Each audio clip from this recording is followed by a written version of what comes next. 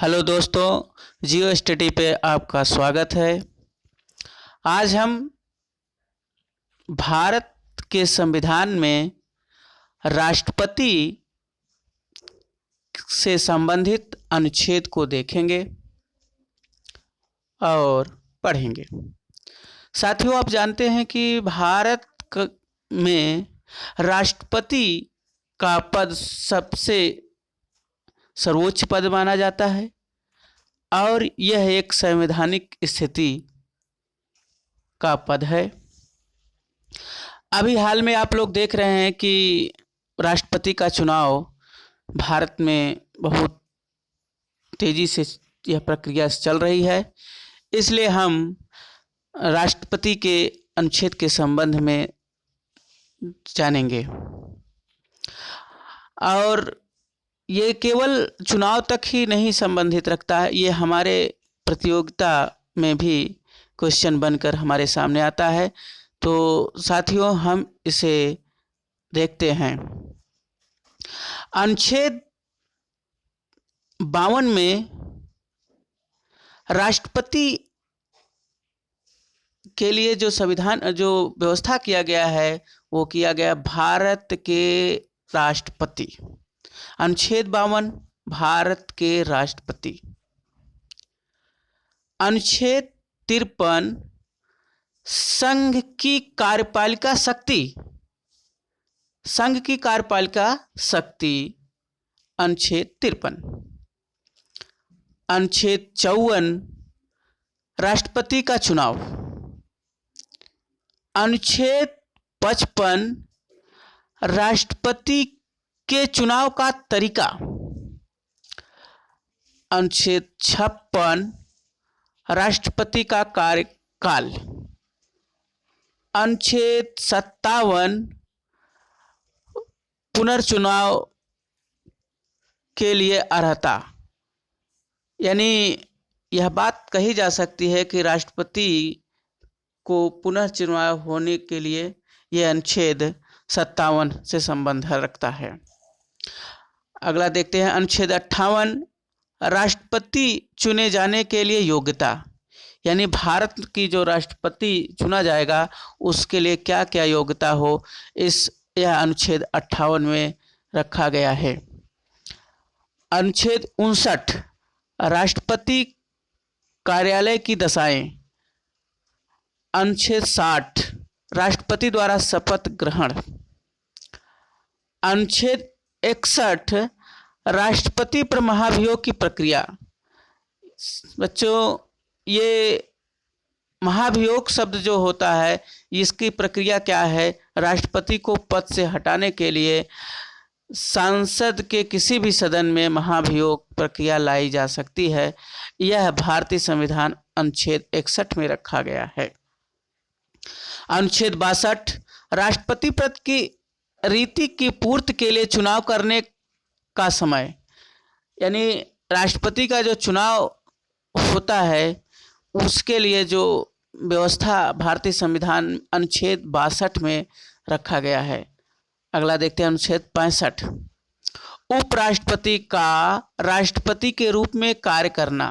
अनुच्छेद 65 उपराष्ट्रपति का राष्ट्रपति के रूप में कार्य करना। साथियों, यहाँ जब राष्ट्रपति अगर नहीं है उस समय अनुच्छेद 65 में यह प्रावधान किया गया है कि उपराष्ट्रपति जो है वो राष्ट्रपति के रूप में कार्य कर सकता है। अनुच्छेद 71 राष्ट्रपति के चुनाव से संबंधित मामले। राष्ट्रपति के चुनाव से संबंधित मामले। अनुच्छेद 72 राष्ट्रपति की क्षमादान इत्यादि की शक्ति तथा कतिपय मामलों में दंड का स्थगन, माफी अथवा कम कर देना। अनुच्छेद 54 मंत्रिपरिषद की राष्ट्रपति को परामर्श एवं सहयोग प्रदान करना। अनुच्छेद 75 मंत्रियों से संबंधित अन्य प्रावधान जैसे नियुक्ति, कार्यकाल, वेतन इत्यादि। अनुच्छेद 76 भारत के महान न्यायवादी। अनुच्छेद 77 भारत सरकार द्वारा कार्यवाही का संचालन। अनुच्छेद 78 में राष्ट्रपति को सूचना प्रदान करने से संबंधित प्रधानमंत्री के दायित्व इत्यादि। अनुच्छेद 85 संसद के सत्र सत्रावहन या भंग करना आदि जो है वो शक्ति राष्ट्रपति में निहित होती है।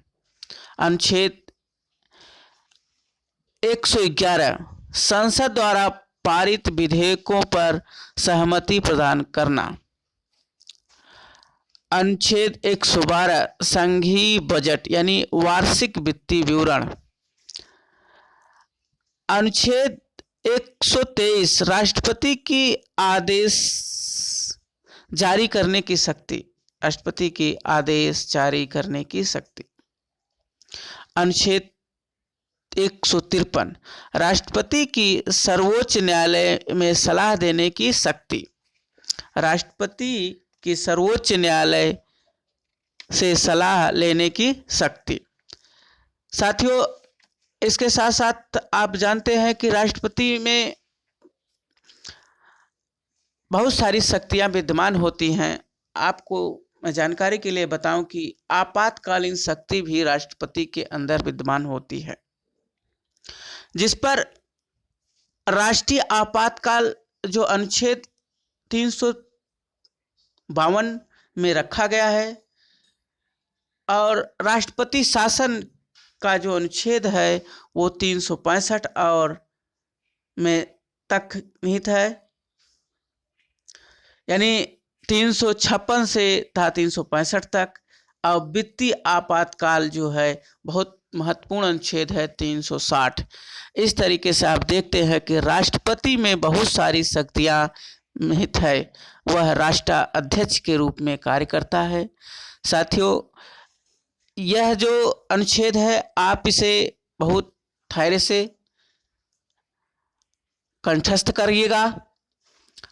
यह आपके एग्ज़ाम में, हर छोटे बड़े एग्ज़ामों में आपके साथ एक आध क्वेश्चन की मदद ज़रूर करेगा। और इस वीडियो को सुनने के लिए आपको धन्यवाद।